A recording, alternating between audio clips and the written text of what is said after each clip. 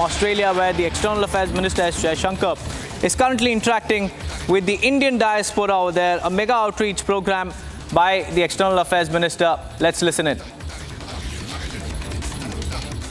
8 new airports every year for the last decade. A decade ago, we had 75 airports. Today, we are close to 150. Which, by the way, as a result of all of this, has about 1,000 planes on order from the international aviation industry, which has actually doubled down on its education system. Now, this gives you a kind of a snapshot of the changes underway. Now, it's not my contention that those are adequate. On the contrary, aspirational India today demands that, these are seen in many ways today as basic requirements. So we are addressing a lot of legacy needs, but certainly we hope that the expectations of society actually lead to higher performance and higher delivery in this regard. Now, this is one part of the change which has happened. The other part of the change is probably less visible to many of us. Less visible because many of us come from middle-class families, mostly urban.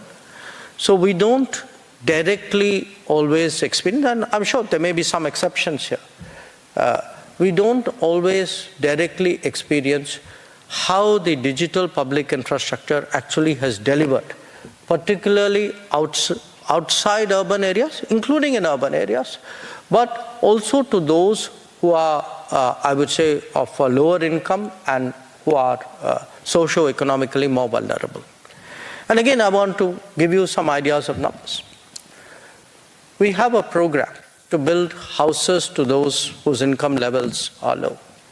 In the last 10 years, 35 million houses have been built and delivered, which means about, roughly given Indian family size,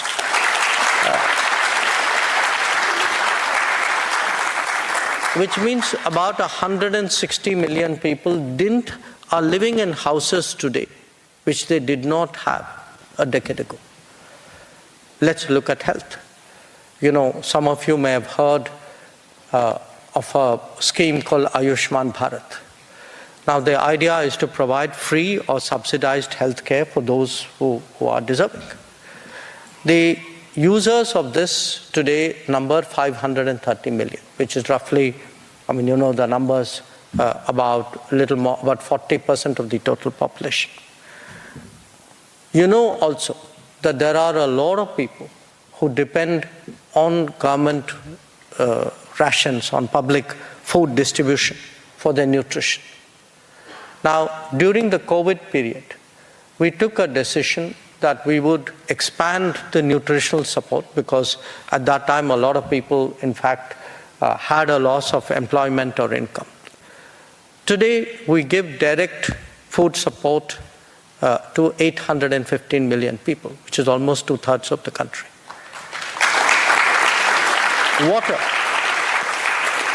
Water, which in many, developed societies would be taken for granted, but again, those of you who remember some of the circumstances in some parts of India know it's been a challenge.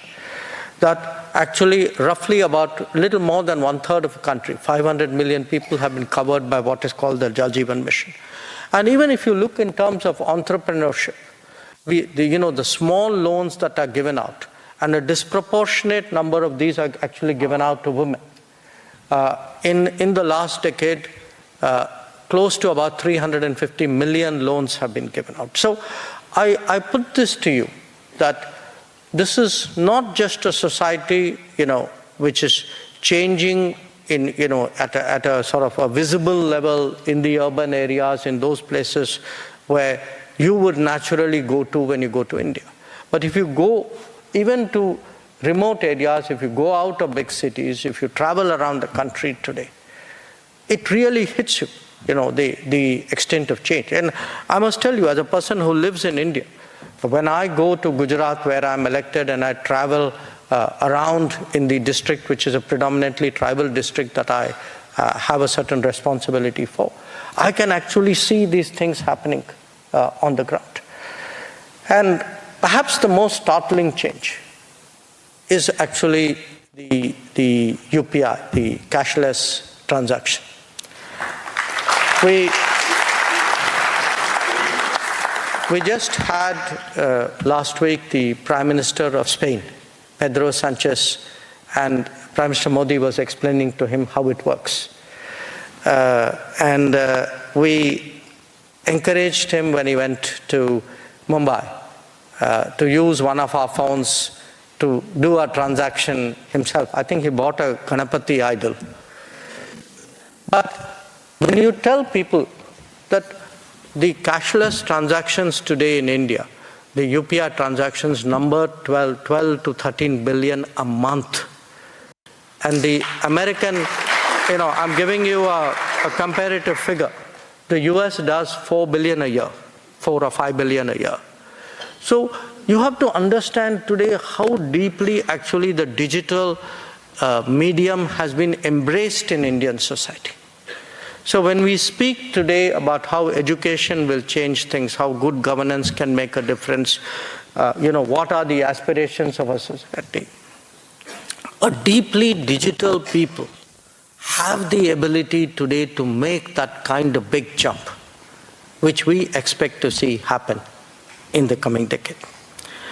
So I want to, share with you that today's India is very clearly driven by technology, by a very willing, I would say almost a passionate embrace of its possibilities.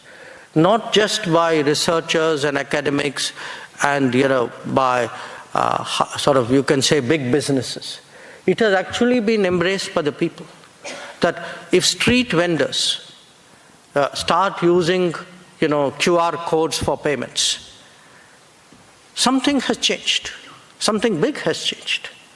And to my mind, the possibilities there for the country's progress are enormous.